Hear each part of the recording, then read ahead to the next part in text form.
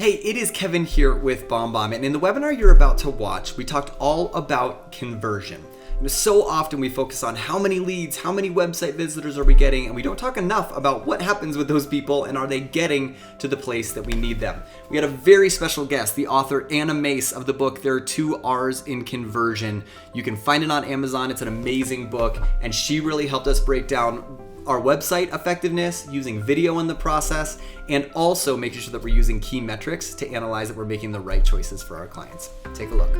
Good morning, everybody. Happy Wednesday. We've got a bunch of people already pouring in. I saw there was like 150 people waiting in the waiting room. You guys are amazing and punctual, and I wish I was more like you. I always wanted to be more punctual in my life, but it's a battle when you've got a lot of small humans following you around. Anyways, good morning, everybody. Good morning. I'm so excited that you're here. We're going to give it a few minutes to let everybody pour in. It usually takes a minute or two. And while they do that, let's go through some of the housekeeping stuff, because you know us. We always like to get into the meat and potatoes of things.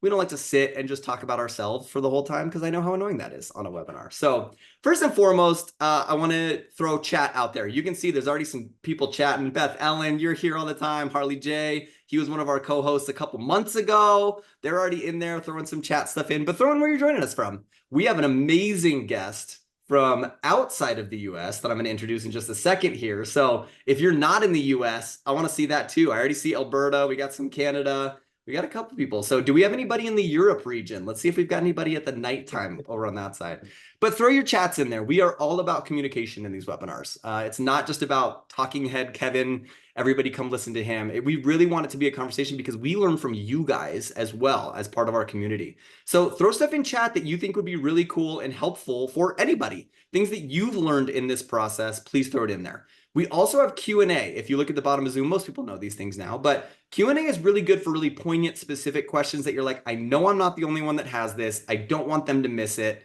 Throw it in Q&A. We have the amazing Charisse Rodriguez helping us out today. Charisse, hello. Thank you for being here. Charisse is actually one of our amazing customer care reps here who works on our support team and helps you all day, every day with things that you guys need. So I wanted to put a face to it. I love bringing them on and introducing you. If you ever get something from Charisse, now you know who she is. You know she's a real person. So she'll be here monitoring Q&A, monitoring chat, checking on all this stuff. And we're really, really excited to have you all here. So without further ado, I want to introduce our amazing guest. You guys saw this when you signed up for the webinar, but now she's here live and in person, and I'm so excited. Everybody, I want to welcome Anna Mace. Anna, how are you this morning? I guess not morning for you. It's nighttime for you, but how are you today? I'm great, thank you very much. Yes, we're heading into the evening over here, but yeah, all really good. Thank you very much. Thank you for having me as well. It's very much appreciated. Well, we're so excited to have you here. We love bringing on experts outside of the BombBomb sphere that can help us all learn some new things. So Anna's given us some after work time. It's already 5 o'clock. So remind me exactly, where are you located in the UK, Anna? I'm in Norfolk, so I'm in the southeast of England. Okay. And she was complaining that it's a little dreary and rainy today. So those of you that I see that are from San Diego and on all these California places, go enjoy your sunshine. And yes, exactly. I don't want to know. Yeah, don't rub it in our faces. Anna, why don't you give us a little intro? It doesn't need to be long, a minute or so. Give us a little bit of your background, where you come from, and then we're going to start talking about why we kind of brought you specifically onto this webinar. Well, I have been in marketing now for getting on for 20 years by accident. I started my life out in banking and client management in banking with Santander as it is now. But I'd always wanted to do a law degree, but I have ME and I couldn't go. I think over there you guys would call it something like chronic fibromyalgia, something along those lines. So I went off and did a law degree at Cambridge and did that successfully. But whilst I was there, my then husband was made redundant. So he decided he wanted to set up a web agency, which is what he did. And within the first year, I had a law book in one hand and a client contract in the other. And the business went from there really, and it grew and developed obviously as marketing and online marketing changed over the years. We sold that in 2018. And ever since then, I've done marketing project management for companies independently. So essentially producing their marketing strategies, finding the right people to implement whatever it is that we need to do. And then I liaise with them, monitor it, measure it, and we improve it and work through it from there. So some of the marketing stuff I do myself, others I bring in my team as I need them. Wonderful. That's kind of me, really. That's all. Isn't it funny how we just fall into things sometimes? Like life just kind of Exactly. has It was its own never where path. I intended to go. No. I love that you're just like kind of flippantly throw like, yeah, I got a law degree, like no big deal, like just did that real quick and then moved on. Like we all just can get law degrees when we're bored, you Well, know? you know. So, well, good. Well, we're so excited to have you here, and I'm going to jump in. I'm going to go ahead and share my screen now so that I can show you a little bit about what we're going to cover today. And we did tease a lot of this stuff when you all signed up. So there's different levels, of course, with all of this. We are not here to give you a full marketing plan for your business. I want that to be kind of a heads up. Part of this, and part of the reason we got introduced to Anna, is because she's written a wonderful book called There Are Two R's in Conversion. So we're going to talk a lot about that throughout this entire conversation. But this is kind of how we're going to break it down. We want to give you an overview. We are really focusing on conversion. Now, of course, marketing plays a huge part in how you convert, but marketing is a much bigger topic. We're really narrowing down into this one element of it and kind of three different ways. So we're going to give you an overview of what is conversion, what are some terms, how are we talking about it. But then we're going to really focus on three specific areas. One, optimizing pages. Now, I know all of you here are not building your own websites. Maybe you have, you had a developer that helped you build it, or maybe you work with a company that provided a website for you. Regardless, I think these are some really cool things for you to understand. Anna and I were talking beforehand, those of you that are real estate agents that are here, you all get one through your company, whatever company that may be, right? Any company is going to provide you with your kind of own page. That doesn't mean that's the right page for you to use. That doesn't mean it's working well, unfortunately. So what are things to start looking at? If maybe you can optimize that and edit it, or maybe you go, you know what? I'm going to take the reins and I'm going to work on something myself. We're going to give you some stuff to start thinking about in that regard. Of course, we're going to talk about video. That's what we do here at BombBomb. So we're going to talk about that. And really, the way we got in touch with Anna is she has a whole chapter on video and how video is effective in conversion in her book. So we're going to use a lot of those things and give you an outside perspective. We know you guys love us here at BombBomb, but we do video. So of course we believe in it. We like you to hear other people and hear why they think it's beneficial and how it can benefit you guys. And then we're going to talk about, honestly, for Kevin personally here, not the part I like to spend a lot of time on, but metrics and analytics and numbers and data. And Anna, you're smiling because I know you're actually really passionate about this side of it. You know how important this is. So we're going to cover that because without that, it's really hard to know what changes to make and what the right things are to do. So we're going to kind of break it down in those three things. Anna, is there anything, we're going to jump into the overall conversion side of it. But I would love to hear from you when you think about, why did I sit down and try and write this book? What are the conversations I was having? What led you into realizing that conversion was such an important topic and something that people needed more help with? For a long time, we were trusted suppliers for a huge agency led by Nigel Botterill in the UK. So frequently we would get people coming to us and saying, I'm not getting inquiries, or I'm not getting people downloading this, that, or the other, and I don't know why. And over the years, obviously, we helped all of the individual clients that came to us with that. But once I became independent, then it was a case of thinking, well, actually, maybe I could do something here with this knowledge that answers a lot of those questions. But I'm not a data gal. I'm not a statistics person. Maths, hated it, still do. So I wanted to try and do it in a way that is conversational, instructional, easy to read and digest, and basically sort of taking those questions that we'd been asked so many times from so many different people in so many different industries all over the place, and just put them into one book and provide people with, this is the question, this is the answer, and these are the tools that potentially you could use. They're examples, you don't have to, but this is the type of software or whatever it is that can help you solve that problem. Sure. And obviously that's where you know, BombBomb plays a massive part in a lot of this because it ticks so many of those questions and answers, and how you solve that problem. It all comes together as one, really. Mm. That's awesome. And I have been watching the chat here. Some people are saying, you flashed up the book so quick. What's it called? So I'll show you here. I know it's going to be backwards, maybe, but it's called There Are Two R's in Conversion. And just know when you're typing it in, there's actually two R's in the conversion in the title. The amount of times I've mistyped that. So if you go on Amazon, it is on Amazon. That's where I purchased it from. You can go on, search the title and find it there. We will also be sharing the link later in this. I have it on one of our slides that we'll share with you guys, but I just wanted to make sure you saw all that and weren't distracted by that. So let's jump in from a high level here and start kind of talking about some of these things. I pulled this quote specifically from your book, Anna, because you've got a lot of amazing quotes in there. And I think it just immediately got my mind spinning. It's much easier to double your business by doubling your conversion rate than doubling your traffic.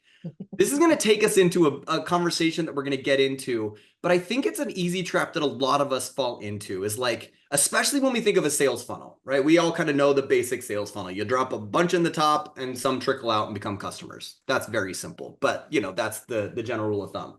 And so often we think, I need more to come out the bottom. I need to dump a heck of a lot more in the top.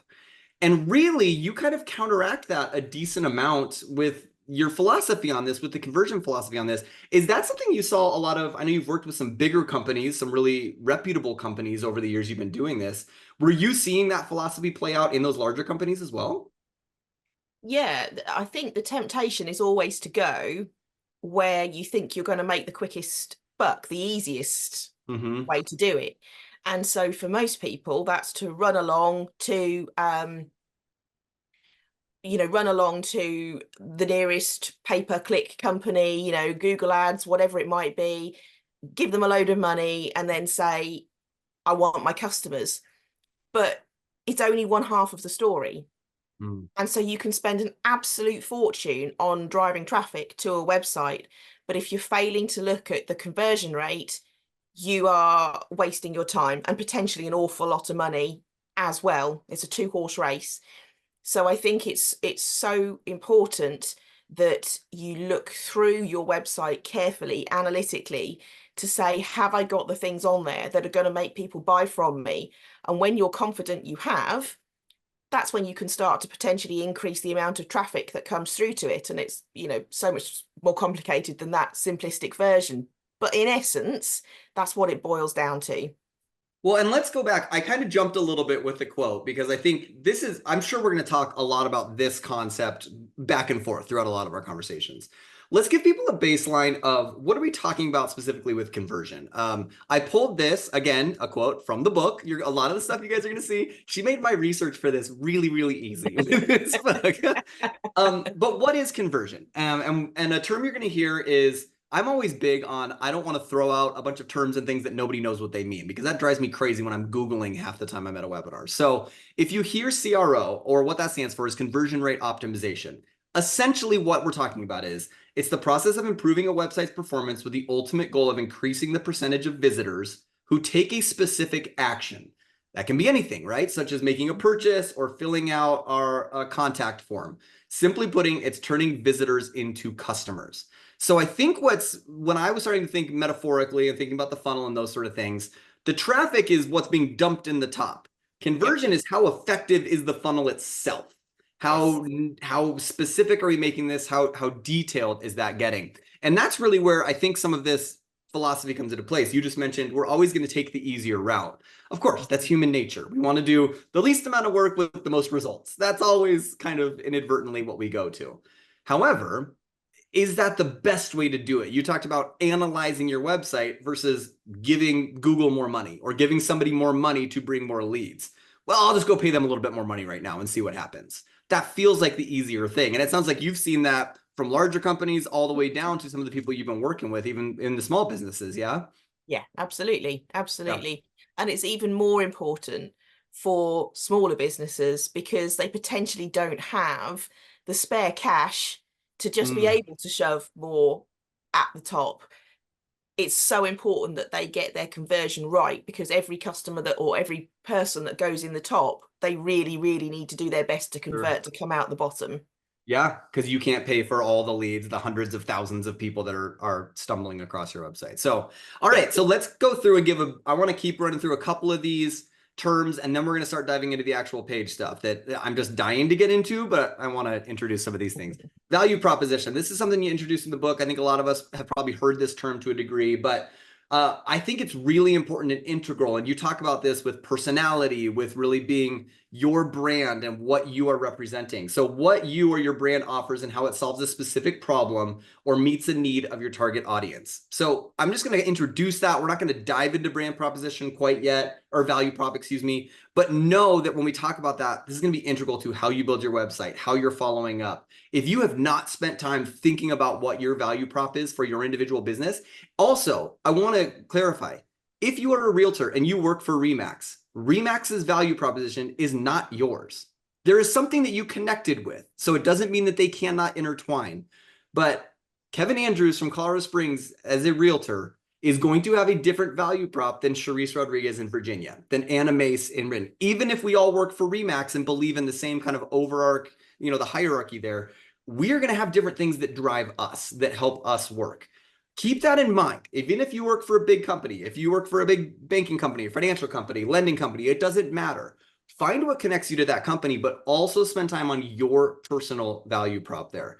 I think it's easy to overlook that and not think about it. And I see you nodding a lot. Is this something you've seen happen as well, kind of in your work? Very much. I think it's something that a trap businesses fall into is they decide that they've got a product or service that everybody should have, but they basically just tell everybody this is what it is, this is how you should have it. They're not sitting back and thinking, why did I fall in love with this product or service in the first place? Why am I different? Why should people buy this from me? Because very few products are completely and utterly unique. So I can always find somebody else who's got either the same thing or a slightly different version of that thing. A big way to differentiate yourself is to know what your value proposition is and use it all the way through your marketing, because that is the one thing that makes you different.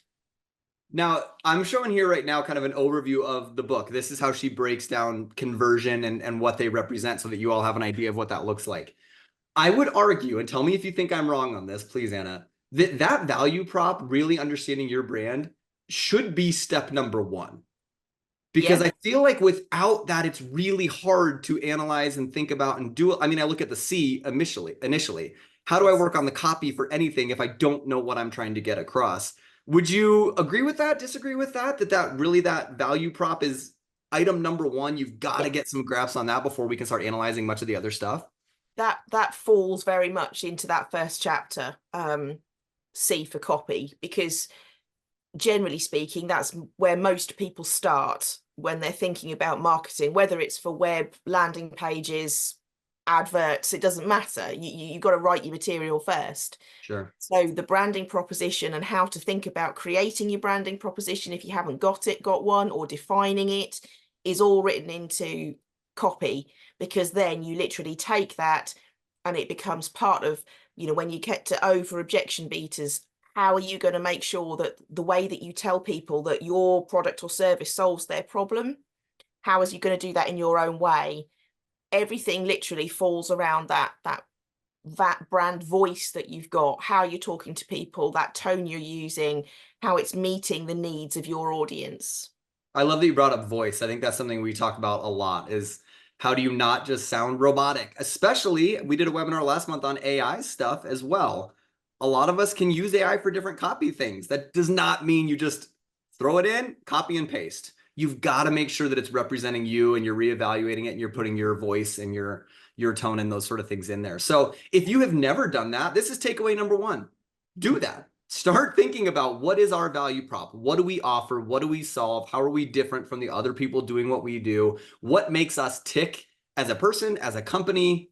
Start spending some time there. If you've done it, go find it and remind yourself, because I promise we are not all looking at those things every day. And it's real easy to lose sight of that and go, I've got a checklist of a million things. I'm not going to look at that today. So that's task number one. Either start creating and working on yours or refine it. Let's look at some of these other things and then let these general conversion topics and terms that I thought were really beneficial. And then we'll jump into the three things here. The 80/20 rule, really great reminder. I've heard various forms of this, but describe what the 80/20 rule is to you and why you felt like that was so important, Dana. Yeah, the Pareto principle is just simple, as it says, 80% of your company's revenue comes from 20% of its customers. So if you analyze your customer database, and obviously this is really simple from the point of view, if you're an e-commerce business, you literally, you can drive down that information. But from a service-based business, it might take a little bit more work. But if you go through your customers and you've got of the 100 that you've got, if you find the top 20 who either spend the most money with you, have been with you for the longest length of time, repeat buy from you frequently, or are incredibly engaged with you through, for example, social media, or always writing reviews for your products, or always sticking something, online that says how great you are, those are the customers that are bringing you in the most money. So those are the customers that you really want to focus on and you really want to treat incredibly well, because they are the ones that are actually being brand ambassadors for you. They're probably bringing you in customers, not only money that they spend themselves, but they're the ones that are busy telling everybody how brilliant you are.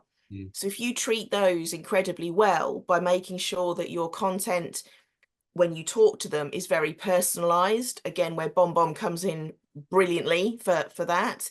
Your content is personalized to them, i.e. you know what they've bought from you, so what else could you sell them that complements that, and there would be a reason that audience member would want to, you're not forcing something on them, you're providing them with another piece of service. The excellent customer service that you give them, you remember their birthday, you remember the anniversary they joined you, and you send them something of a token gesture. Those 20% of people will always be the ones that are bringing you in the most money. And if you narrow it down again, and of those 20, the top 20 of those, they are the absolute ones you want to treat like they are, the king or queen sitting right next to you, because they're the ones that keep your business ticking. It's one of those things when I read it, I was like, well, duh, of course we want to do that. And yet it's so easy to forget. Don't do it. Yeah. I think especially thinking about our clientele and people that are in the real estate, lending world, insurance world, it's so easy to forget about the existing clients that we've worked with and be like, I've got a new lead. That's the exciting new money coming in, right? Yeah. The stuff up top, the traffic, that we're talking about, the traffic versus the conversion side of it.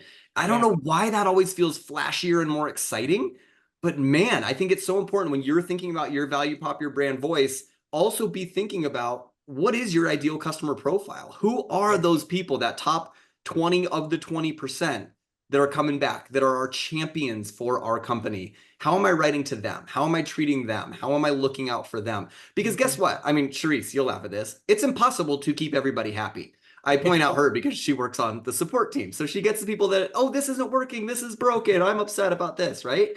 It's impossible to keep everyone happy all the time. That doesn't mean we don't try and do our best to serve the masses. But guess what? You have to really focus and narrow down a more specific one, because you can't write to everybody. We can't make everybody happy all the time. So I love that. And we'll talk about that as we continue working through this as well. This last kind of main topic before we jump into the web design. I mean, we've already covered a lot of things that we're going to keep working through. And I love that. It's so much more organic to have these conversations like this. But responsive web design was something you brought up that I think a lot of people may not even know about or think about. If we have known about it, it's not something that's top of our mind. But talk about why this is so important to you when you're thinking about how is the traffic getting to our website? How are we converting? How are they engaging with our sites or our forms, or however people are finding our information? So if your website is not responsive, i.e. it changes shape according to whether it's being looked at on mobile, tablet, or desktop, then the chances are the audience isn't seeing your content clearly, logically, or even at all. In some cases, if something doesn't fit, it may not simply display. So nowadays, you would desperately hope that most web developers would do this absolutely automatically. but you still come across, I certainly find, for example, I have clients in Australia. Now, for some reason, I don't know what it is, but Australian web developers clearly don't like this concept very well, because I would say that the majority are not. Of smaller businesses, this is, they don't make them responsively. That's Mm. going to have a massive impact on your conversion, because if somebody can't see what you're trying to tell them, you'll lose them. They're gone. They'll go and find the next person really quickly. So video needs to fit where video should fit, and it needs to fill the screen so they can see what they're looking at. And it might be that on your desktop, that video, let's say, comes halfway down the page because there's something else in the way that it makes sense the way that it flows. But on mobile, you need to get that message across so much quicker, because they can't see all of the surrounding stuff that you've got on desktop. So that video needs to be right at the top. Responsive design allows you to do that. And it's why it's just absolutely vital for conversion that whatever you're trying to put online, whether it be a website or whether it be a landing page, it is responsive so your audience can see what you're trying to tell them. It's amazing. I've experienced this from a consumer standpoint before, where I've been on a website and been like, oh, that's great. And then I pull it up on this to show my wife, and I'm like, oh my gosh, I can't find anything. And guess how quickly I'm going to deal with that before I move on to something else? Not very long, right? I mean, we're talking maybe 30 seconds before I'm like, I'm over this. I'm going to go find something else, because there is another option. There's always another option. So again, it's not something that you necessarily need to be like the cornerstone of how you build your plan. It's one of those details that I think can easily be overlooked. It can look beautiful on a computer. If it doesn't look good on this, the percentage of people that are looking on these nowadays is massive. I don't know the exact number, so I'm not going to make one up and try and sound smart, but it's a lot. It's a lot of people, the percentages that are on there. So we have to make sure that go ahead. This is where, again, knowing your metrics comes in, because if you're finding that you have got, let's say, 20% are desktop users, 20% are tablet users, and 60% are mobile users, you know that your content really has to focus on the digital arena. If that is the other way round, and most of your customers are desktop users because of the sort of industry that you're in, that's fine. It still needs to work for you, mobile and digital, but you've got a bigger platform to work on the bigger area. But that real estate, that bit at the top, whether you're looking at it, on a screen that size, or whether you're looking at it on a desktop, is the absolute where the dollar is. So you've got to use it, and use it to your best advantage. It's such a good reminder. And we're going to talk about that in the metrics stuff of, again, evaluating where do I focus my time. It's by looking at that.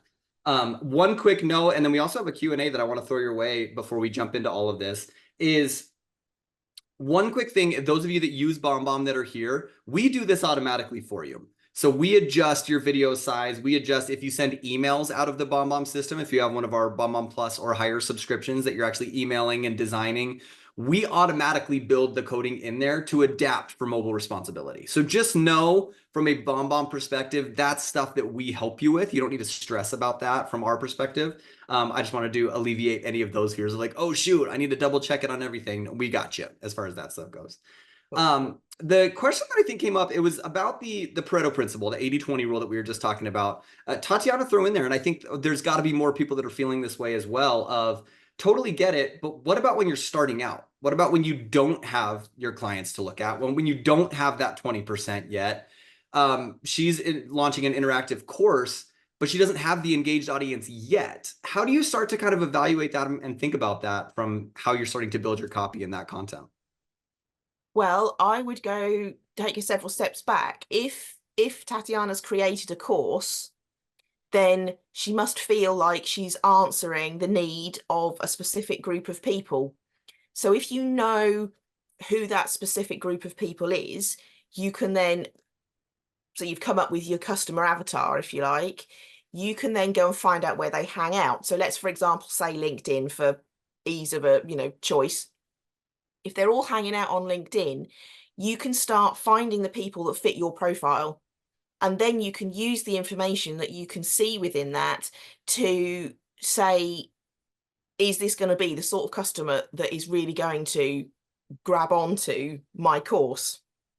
So I would say if you're absolute at the beginning, you need to use industry information about who makes the best customers.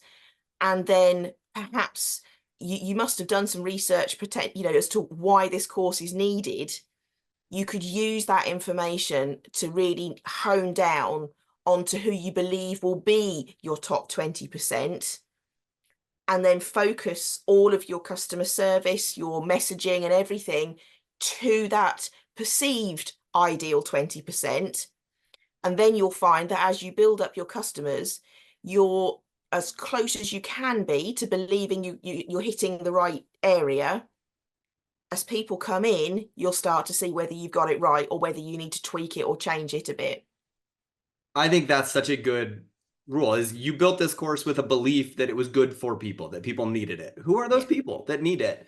Go find some real examples of those people, use social media, use that. And then guess what? It's okay to not be perfectly right. I think anybody, no matter what, we're going to adapt and change because the world around us is changing so rapidly that, of course, we're going to have to adapt. So that's where the metrics and some of those pieces come in.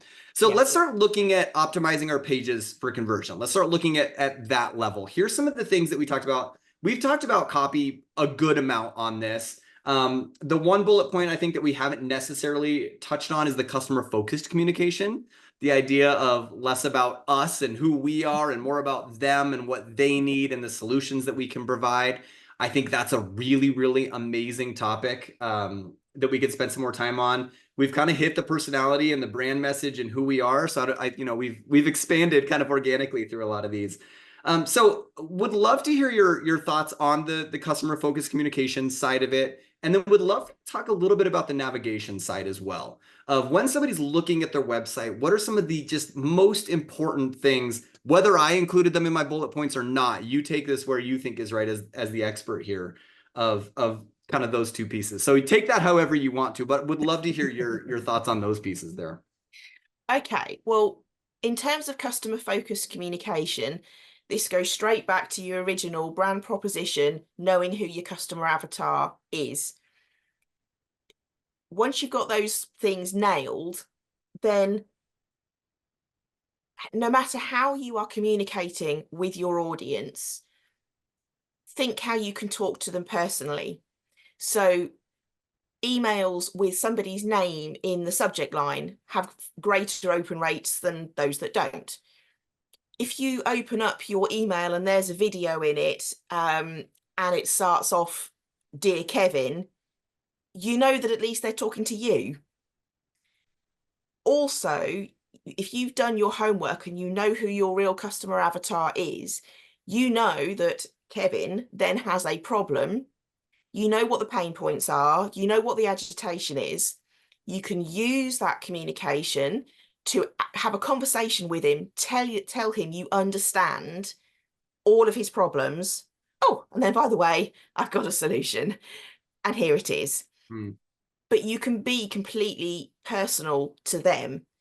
If you know that, Kevin, as my customer, has bought from me, I don't know, a whole load of dark chocolate products. Does he like milk chocolate? Can I persuade him to go and have a look at my milk chocolate products? If you're on level 1 of a service, you've loved it, you've been with me a long time, I know and understand that you've got this level. Can I now convince you on a personal level to upgrade, because there are so many more benefits that are going to be useful to you? Always repeat the person's name. Use the tools that are out there that allow you to literally put people's name in, their location. It's not like you've got to do one video 25,000 times. Use the tools that are at hand to be able to do this, and it makes a massive difference to your conversion, because you are actually getting that personality across. You are making people feel valued. You make them feel that you've got loyalty to them and that they are important individually. And that is so important to people these days in a world where there's just so much digital going on. There's so much horribleness in the world. Bring it back to them. and they're putty in your hand. We've talked about this before, and I didn't put this on any of the slides, but the importance of trust. If you Mhm. don't build trust within your relationship with someone, they're not going to move forward with you, right? That No. is one of the most massive components to people making a buying decision is trust, is having that. By the way, also side note, you can absolutely convince me to get some milk chocolate. Like I 100%. So sell me away on those things. But building that trust, and I love your concept of writing to one person. Don't try to write to the masses. Try to write to someone. Find that ideal, that perceived ideal person, and write to them because that's what's going to connect with the other people that kind of relate on that. So I talk a think little bit sorry, about. I was going Yeah, to go say ahead. Sorry.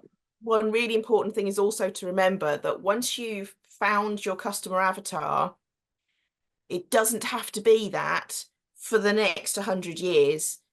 Your business may evolve. You may decide to go somewhere different. You may decide, actually, I was working with startup businesses, but that's not really for me. I want to go for businesses that have a turnover of 500,000 or more, or 1 million, or whatever it might be. If you're going to do that, your customer avatar has to change because you're not talking to the same person, and your business can evolve. So whenever that happens, your communications with people have to evolve because their needs are also evolving. I think that's so important. I'm thinking of my wife. My wife owns a small business here in Colorado Springs. She does interior design. And she started going, I want to design for the masses, the people that can't afford it. So she was doing cheaper options for design. Then COVID hit. So she Yeah. had to adapt. She had no options. She had to go to a full virtual design program where she was serving people all over the world because she could now. And then COVID stopped. And so certain people now don't have the expendable income to do the things. So we have to reevaluate. So sometimes life's going to dictate that. Sometimes your experience in business is going to dictate the decisions of what makes the most sense for you. So good, right? You don't have to make a decision and be like, this is it forever and watch But your you business have to burn into remember flames. to Yeah. change your marketing with it, because if you don't, you're going to have expectations of this is where you want to go and these are the people you now want to serve, but your audience isn't going to find you. Yeah. Let's talk real quick here, and then I want to jump to the next one to make sure we have enough time. I want to talk about navigation and kind of working through a website. I also think we cannot have this conversation without addressing SEO. A lot of people at least know the term SEO, but I wanted to give a definition up here. And then I know you talk interestingly about this in the book of how some people think SEO is 10 years ago and doesn't matter anymore. You still find it relevant in certain ways, but just for everybody out there, SEO is really the process of trying to improve your search viability. So when somebody types in a topic that reflects your brand, how high up on the list are you showing up on Google or Yahoo or wherever you're searching that, right? That's very high level.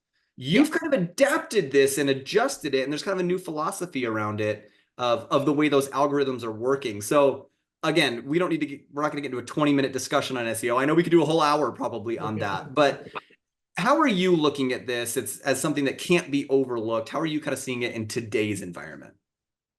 I think it is still really important. The argument that it's not is simply that SEO is not controllable.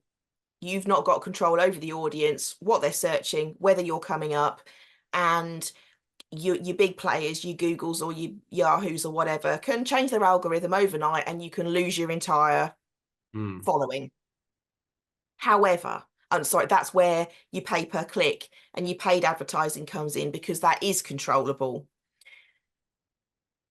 But when it comes to organic searching, there is now so much content available online. People tend to do long-term searches.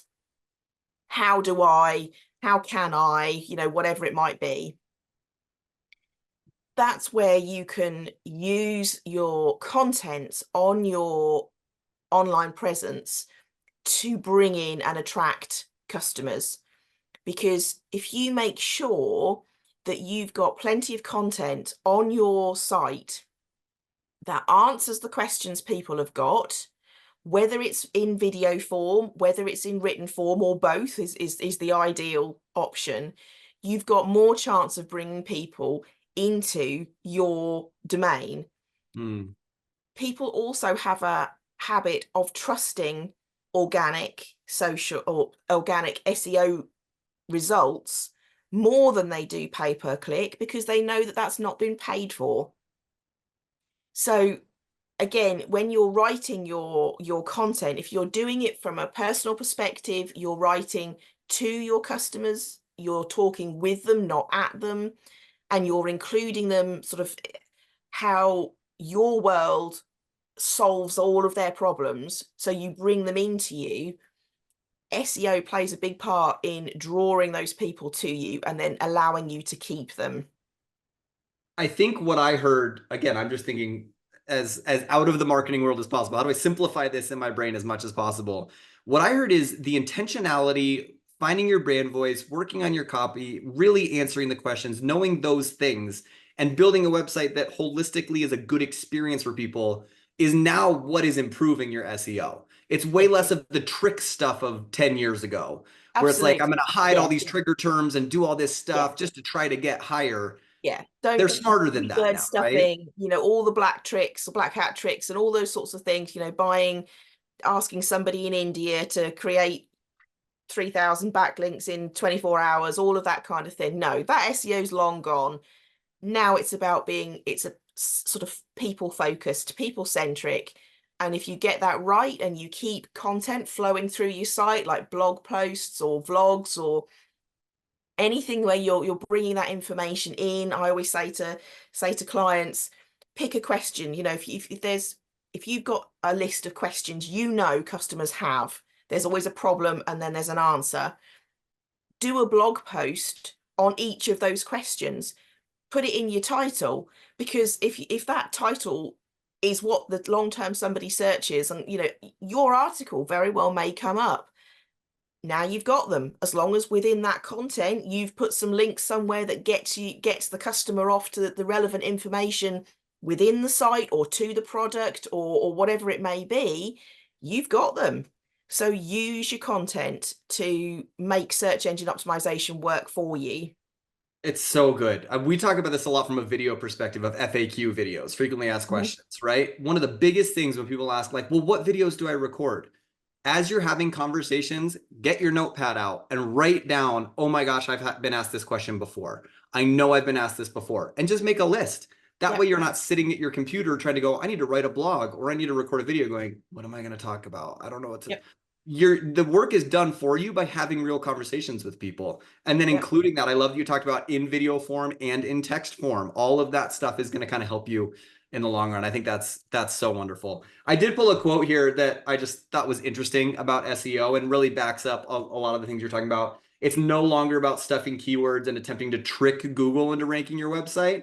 It's about creating a user experience that's data-driven, that's really, really beneficial. So I think we've covered a lot of that stuff, but it was a great quote kind of around that. So let's go ahead and jump to video, because we've only got 17 minutes left and we've got 2 topics still to cover. So I knew this is going to happen because Anna's got so much knowledge and I have a lot of curiosity around it. So I knew we were going to start talking about things.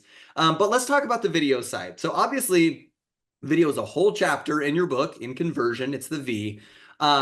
I'm going to throw some stats up here, but I would love to hear from your perspective as well. My perspective around video, obviously working for a video company, is that this is how people are showing us they want to communicate. I mean, some of the data here you can see. I mean, the average amount of online videos watched per week by an individual person is 17 hours.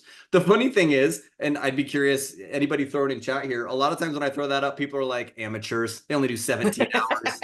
Like, yeah, right. We're guilty. And think about when you're scrolling social media. It's scroll, watch a video, scroll, watch it. That's why TikTok, that's why Instagram Reels, that's why those things are the biggest ones out there, because they're video, right? So we're listening to our people. But I'd love to hear from your perspective, from a marketing conversion perspective specifically. Why do you find video so impactful in this conversation? There's several reasons why video is so vital to conversion. You can use one tool to solve many problems, if you like. You can use video to be really personal. And we've already talked about making the emails, dear Anna, dear Kevin, dear Charisse. We can do that, and we can make it very personal. We're more likely to engage. We're more likely to get people to continue to watch the video to the end. So retention is greater. retention is greater for actual customers who are buying and then coming back to us. You can use video to explain complicated concepts. Again, people say, well, doodle videos were long gone, but actually they're really good. If you've got a complicated scenario, you need to spell it out easily. Doodle videos work fantastically. Testimonial videos, review videos, genuine customers saying how much they like the course that they've just done, or the book they've just read, or whatever it might be. That's a really, really powerful tool. People are much likely to believe a third party than they are to believe you directly. So let's use that. I think that you can use video for it's free marketing. If you make a good video, people will share it. It's not cost you anything. So why not let them share it to their family, to the friends, to their, feed, wherever it may be. The good old psychological trick, send it out to your database and say, oops, you weren't supposed to see that. Amazing, funnily enough, how many people will suddenly watch the video. Worked for a client I worked with. They did accidentally send a video out to the whole database, and it was only supposed to go to a segment of the database. And the response they got to it, well, we want this, it was about a particular course, we want it. And in the end, it made a massive difference. You can use video for all sorts of fantastic things, but it is vital to your conversion. It's not an option anymore. It's not, well, I'm a bit camera shy, I don't like it. Gonna have to get over that, or find a way to get over it and get somebody else to do it. But only you are ever going to be as passionate about the business. No one else is going to come up to your level of passion. So if you can't stand up and talk about that business as to how wonderful it is and why people should buy from you and commit to you, no one else is going to want to be able to do that in the same way. So it's just really important to use it in so many different ways, and it will make a big difference to your conversion. Well, I'm just going to splice that little section and just save it for my library. I mean, it was so many of the things we talk about from a BombBomb perspective. I love it because you're thinking of from a marketing perspective, which is a little different. We're doing a lot of one-to-one style videos, which obviously are impactful and important, but there's so many different ways and so many different benefits. And I love that you said video is not really an option anymore. If you want to stand out, if you want to be part of the conversation, you have to do those. You have to give people the opportunity to see you, get to know you, hear your passion. And man, if you're feeling something like Anna mentioned, and you even wrote it in your book, I didn't want to be on video. This is something that doesn't feel comfortable to me. I've had to work on this and challenge myself. You're not alone. We've all been to some degree of that feeling. I guarantee everybody here has felt that to some degree. That's okay. Don't be hard on yourself. We've all got stuff. What I love the most about that conversation is really it comes down to your humanity. The things that make you a real human are what connect to other people. And that's what makes people build trust in you. And there's lots of tricks. Yeah. Get somebody to interview you, get somebody to talk to you, so that you don't feel like you're the one sitting in front of the camera and you've got to remember everything, and you need to, get someone to interview you. It's a really easy way to break the ice and start to feel a bit more human and not looked at, to get your message across.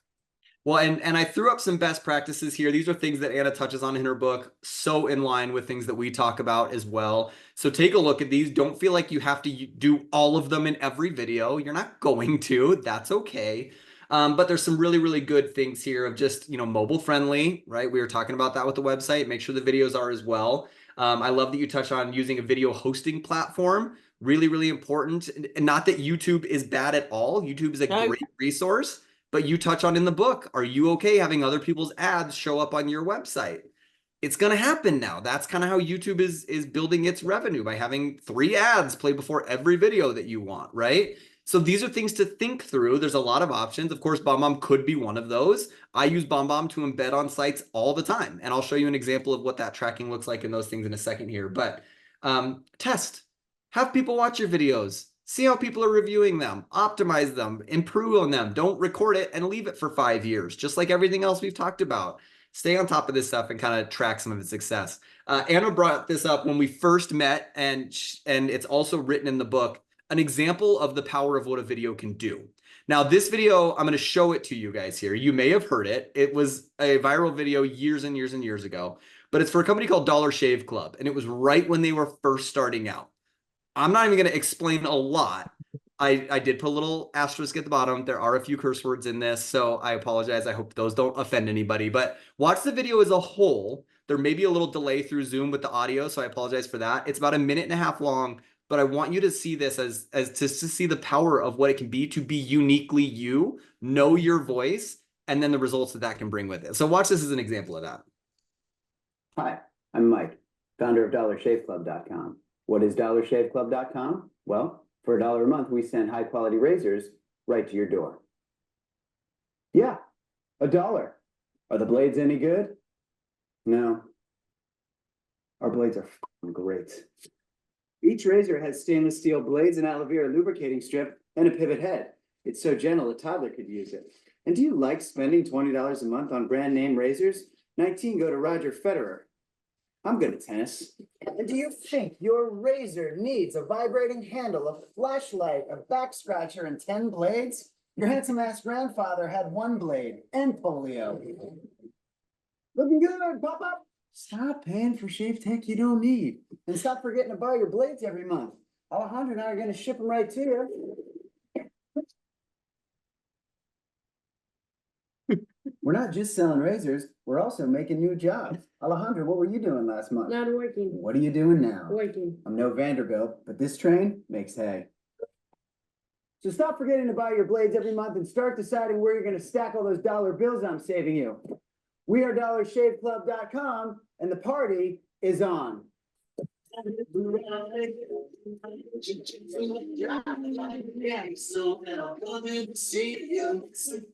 So, I mean, I've seen that probably 15 times and still laugh at it every time that I'm watching it. This came out, I think it was like 10-ish years ago, like a long time ago. But you brought up the data specifically from this video. What were the numbers you threw out about this video and the effect it had on that company? They, within 48 hours of their video being launched, they took in 12,000 customers. Directly, you cannot attribute that to anything else, right? That's incredible. I was even looking up a little bit more. I was telling Anna about this before, and they, in the 2 years following, through a lot of decisions, but from that video, it really launched them to, they were bringing in 90 million in revenue within 2 years of that video.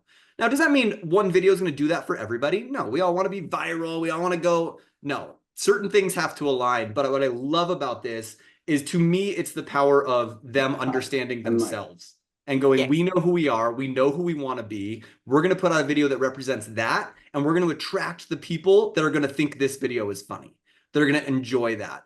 Does that video maybe offend a person or two? Probably. I'm sure somebody's watched that and been like, this is ridiculous. I would never sign up for that service.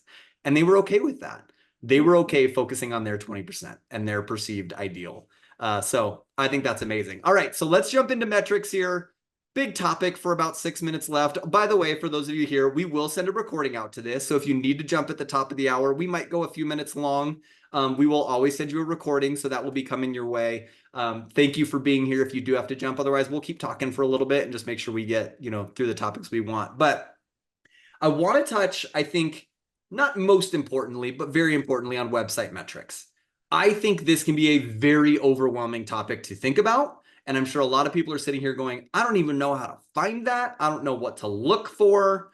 So, give us your $1 psychology on, if you were to start out, don't know much, Anna, where would you go to start to learn some of these things about your site? I think the easiest thing is, what started out as Google Analytics. It's now called G4.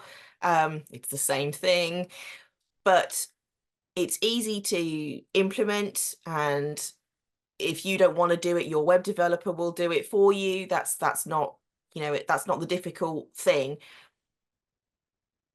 It is a huge tool. It will do thousands of things that you'll never need. But what it will do is give you also the basics and the things that you really do need to know and you need to understand for working out what is and isn't working on your online presence. So like we've got here, you can work out people's journeys through the website. So you can see that, 90% come into the homepage and the next place they go is page 2, and then the next page is page 5. But 10% come in on the contact page and don't go anywhere else. You can then start to think, okay, so why is that? What's happening? If those 10% are going to the contact page, one of the things you want to look for is what's the bounce rate of those pages, i.e. people come on and come straight off again. So they've gone off your site. If you've got a contact page and people have gone straight to it and it's got the information that they need, i.e. the form to fill in or the phone number, then your bounce rate is going to be high. All you then need to know is to track your actual conversion. How many phone calls are you getting? How many forms are being filled in? Because if it's a high conversion and a high number of completions, it's working. Fantastic. If, on the other hand, that they're coming on to, let's say, your homepage and bouncing straight off, maybe there's a problem. Maybe that your homepage is not quickly, within about 7 seconds, answering the main question that somebody's got. Can you help them with the problem that they've got? And if you've got a high bounce rate from that, now is the time to start looking at the structure of your homepage and what needs changing to actually bring people in and hold them there, get them to go to page 2 or page 3. But you shouldn't have any more than 3 clicks to get somebody from the question that they've got when they start searching to the answer that you need to deliver to them. If it's more than that, you'll lose them anyway. You want to have an idea of some of these vanity statistics, like how many visitors have you got? If you've got 100 visitors per day coming to the site and you're getting 60 inquiries from that, brilliant. You can stick at your vanity rate because you know it's working really nicely.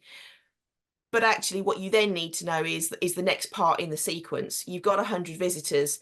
How many are converting to whatever it is that you want them to do? Fill in the form, buy the product or whatever. How many are not? How many are going off and doing something different or taking more stages in the process? So number of visitors is always good to know, because again, if you're spending money on traffic, is your visitor numbers growing? If they're not, again, you're spending money and it's not working. Page visits, always useful. What are your most important pages on the site? Is that information there? People get what they need. If you find that you've got everybody going to the homepage and nowhere else, you need to look at your navigation. How are people supposed to get from your homepage to somewhere else? Because if they're not making those automatic jumps, they're finding it too difficult to make those jumps. Yeah, I think it's so, just to jump in real quick, we had a chat that I think is so pertinent to what you're saying, Anna, of, perhaps they go off the site because they got what they wanted at the first click.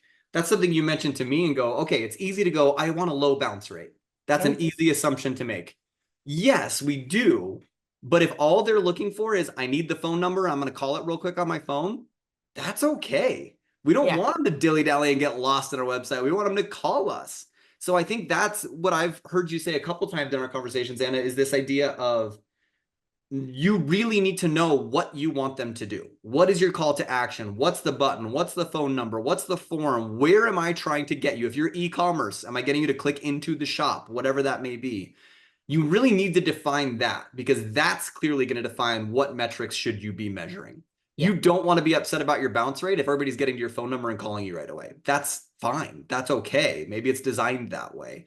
So am I kind of hearing that overall correctly? Absolutely. You got to track a little bit further down the line. Just taking a quick look and saying, oh, I've got 100 visitors or I've got 1,000 visitors doesn't really tell you anything if you then don't know what those visitors are doing. So you just have to sort of go a little bit further and keep an eye and keep a track of how your what you want people to do is working. You know, are they ringing you? Are they doing this or are they doing that? And if they're not doing any of those things, now you need to go back and have another look and see what's gone wrong. If you don't use your metrics and you don't measure and monitor, you can't improve.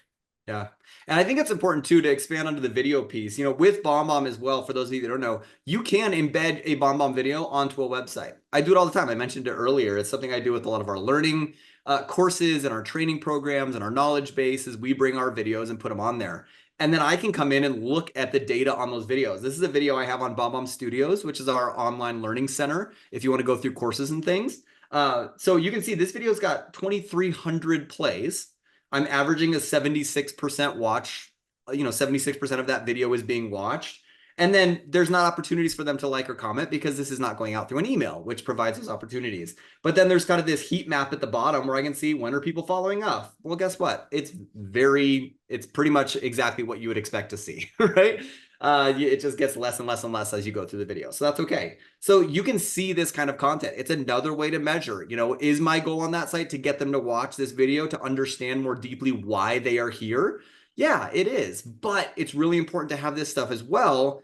If you're sending out a specific, maybe sales-driven or marketing-driven video that has a very specific call to action at the end, and nobody's making it to the end of that video, yeah, doesn't matter. Doesn't matter what my watch rate is. No one's getting to that place that I need them to get to follow through with the next step and start the conversation that I need.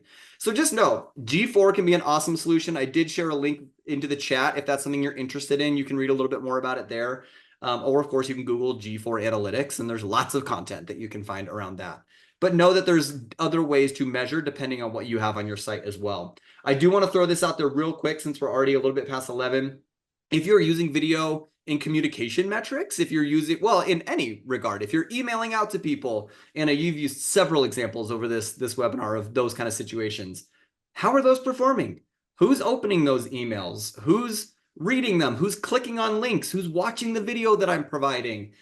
We kind of laughed a little bit, and you mentioned it a second ago, Ed, about kind of vanity metrics. It's really easy to be like, oh, well, I got so many people into my email. That must have been a great email. But is that really it? I got so many people on my website. I'm doing great. Well, who's actually following through? Who's taking those next steps? It's so important to look at that type of stuff. In fact, I talk all the time. People call us upset about an email they sent out. I'm just making up numbers, but to 100 people. They're like, well, I only had 25 people open my email. Like, well, what happened with those 25 people? Oh, they replied back and we started some really great conversations about things. Great. Don't worry about the 75 people.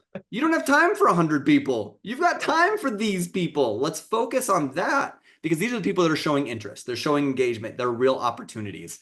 And I bet you money, some of those 25 fall into that 20-80 rule. They are part of your 20%. Absolutely.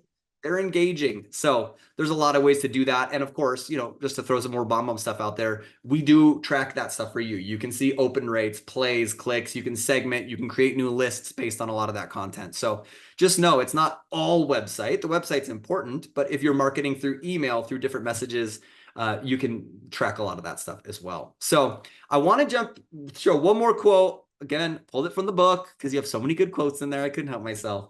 But I thought this was just a good summary, a good reminder of what we're talking about. Trying to increase sales simply by driving more traffic to a website with poor customer conversion rate is like trying to keep a leaky bucket full by adding more water instead of plugging the holes. I just feel like that really summarizes it to a great degree. Absolutely. We're just letting stuff seep out the sides. We're not being effective in the funnel or in the bucket, and we're just dumping more in, hoping for different results. What's that? The definition of stupidity is trying the same thing and expecting new results. Yep. I may have butchered that quote. Yeah, something there. So, Anna, I'm going to give you a second just because I appreciate your time and energy so much here. Give us a little, we've mentioned the book. I've talked about the book. I've read the book. I have it in my hands right here. I cannot recommend it enough. It's one of the things you mentioned in the foreword of the book, and I said this to you beforehand, but I want everybody else to hear it, is this is not a book that you have to sit down and read 250 pages straight. No. You can bounce. You can go from one thing to the next. You can look for the chapter that's something you're struggling with and find real practical solutions and stories around that. You don't need to start and go all the way through the word conversion. I've done it as I've been researching this. I've been bouncing from chapter to chapter. Oh, I think I saw this. That ties to this. I cannot recommend it enough from that standpoint. It's so conversational. It's so easy to read. I never felt overwhelmed or confused, and I was able to find the nuggets and the things that I needed. That's my pitch for your book, because I've really, really enjoyed it. But maybe give a quick, what's your elevator pitch on how this can help people if this is something they're needing help with?